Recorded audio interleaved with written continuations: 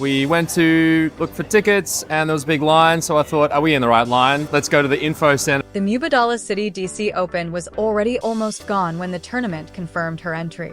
And what the Filipino community did to the last 3% of that ticket inventory, the group chats, the resale scrambles, the SeatGeek refresh at 2 in the morning, is the moment the tour can no longer pretend it did not see coming. If you have been following Alex Eala's rise since Court 6 in Melbourne, hit subscribe right now.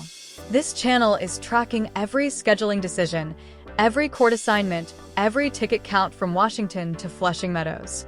Rewind 5 days before the DC ticket story broke. July 6, 2026. Center Court, Wimbledon. Alex Eala walks off after a 6-4, 4-6, 6-3 loss to Jasmine Paolini. Jasmine Paolini is back in the quarterfinals, but she is walking off as the 21-year-old who 48 hours earlier had just dethroned defending champion Iga Swiatek. 3 weeks of scheduled rest were supposed to follow. Then the DC Open, her return tournament, flipped the entire story. Here is what the tour did on July 2nd. The DC Open released its promotional field. Alina Svitolina headlined, then Marta Kostyuk, then Naomi Osaka, then Venus Williams. Eala's name landed 5th, filed under Rising Filipina Star Language. 9 days later, DC Open chairman Mark Ine was on WTOP describing ticket availability as very scarce. 97% sold out. The last seats vanishing through Filipino community Facebook groups and SeatGeek resale threads faster than the tournament could update its own graphics. This is the pattern the WTA can no longer ignore. For over a year now, the tour and its partners have consistently underplanned for the crowds Alex Eala generates, treating a phenomenon like a bonus, then getting outmaneuvered by her own audience. The DC Open is not the first time. It is only the loudest. Start with the receipt nobody at the WTA wants framed on a wall. January 2026 Australian Open Round 1. Eala versus Alicia Parks. Assigned to Court 6, a side court barely large enough to hold a queue, let alone a movement. Reddit's tennis community documented what they called an insane queue to access Court 6. Yahoo Sports ran the headline, "Scheduling Blunder Leaves Crowd in Chaos." Front Office Sports confirmed some fans were forced to stand. That is what happens when you schedule a phenomenon like a first-rounder. Cut to 2 months later. Indian Wells, March 2026. Front Office Sports reporters on the ground filed a line that should have been printed on WTA boardroom coffee mugs. The crowds mobbing Eala's practice sessions were comparable to those trailing Alcaraz, Sinner, and Venus Williams.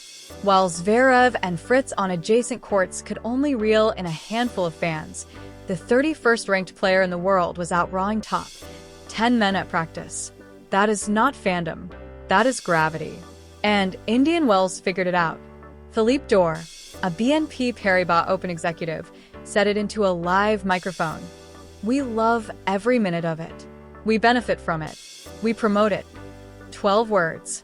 A tournament openly bragging about the same demand the Australian Open had banished to a side court 8 weeks earlier. 2 institutions, same player, opposite intelligence. Then Wimbledon 2026 delivered the moment that made all of it undeniable. July 4th, Center Court. Alex Eala 7-6 in a tiebreak that stretched to 11-9, then 6-2 over Iga Swiatek. The defending champion, the 3-time French Open winner, gone. And the player the Australian Open had tucked into Court 6 in January was suddenly the reason Center Court had to be reshuffled. For every Filipino who stayed up past midnight to watch that scoreline, this is the part worth sitting with. You were not overreacting when you called her generational a year ago.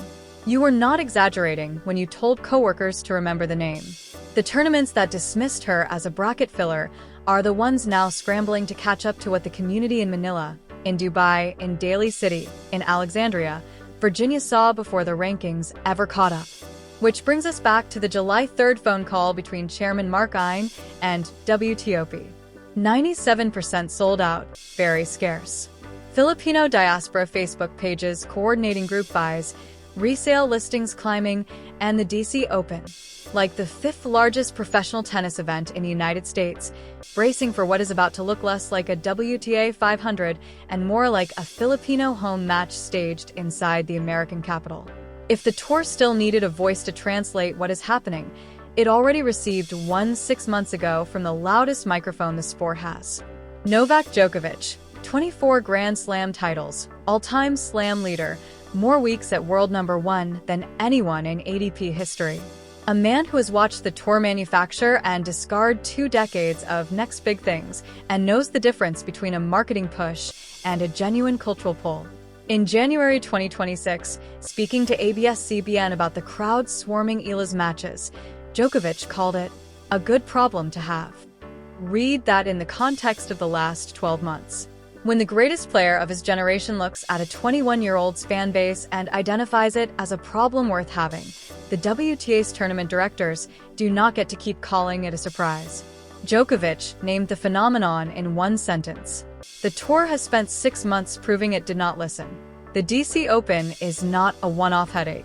It is a preview of an entire hardcourt summer being rewritten in real time. The tail-end demand Eala creates does not stop in Washington. On August 1st, the National Bank Open opens in Toronto, a city with one of the largest Filipino-Canadian populations on the continent. Then the Cincinnati Open. Then the US Open in late August, where Eala's projected seeding after Wimbledon is around number 28. 3 tournaments, 3 chances for the WTA to preempt a Court 6 repeat or 3 chances to trip over the same rake. And the demographic math underneath all of this is not returning to zero. The Philippines is a basketball-first nation of 115 million people being converted to tennis month by month, match by match. The diaspora threaded through California, Nevada, Virginia, Ontario, and the Gulf is a market the WTA has never had commercial access to before. Filipino sports journalist TJ Manitok put it plainly to Front Office Sports. The country has been hungry for the next Manny Pacquiao. When Pacquiao was at his peak, life stopped. Roads emptied. Everyone watched. That is the ceiling of what Eala is unlocking. And the DC Open ticket scramble is what the floor looks like. None of this arrives without cost. On center court 48 hours after burying Swiatek, Eala's serve wobbled. She wore preventive tape on her left forearm. Her words, more preventive than anything. It's been a long season. Paolini took the third set 6-3. Then Eala sat down in the press room and delivered the line that reframes this entire story. If I'm able to approach those situations with bravery, with a steady mind, and with intensity, then I'm able to look back and feel no regret. She added something quieter, and just as sharp, that everyone has days where they do not play their best tennis, and she understands that is part of the job.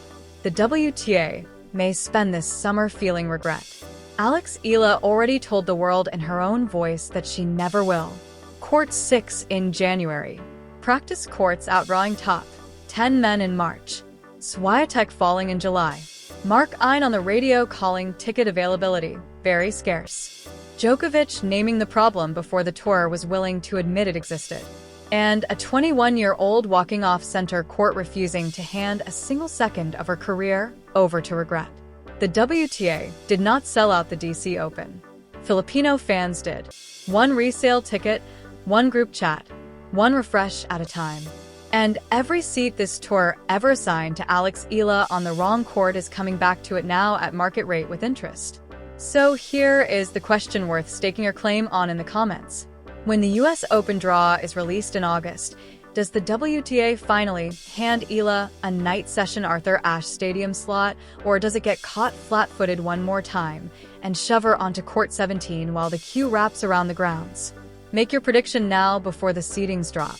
If you called the Swiatek upset before the tiebreak ended, if you spotted this movement while court 6 was still trending, this is where the receipts get filed.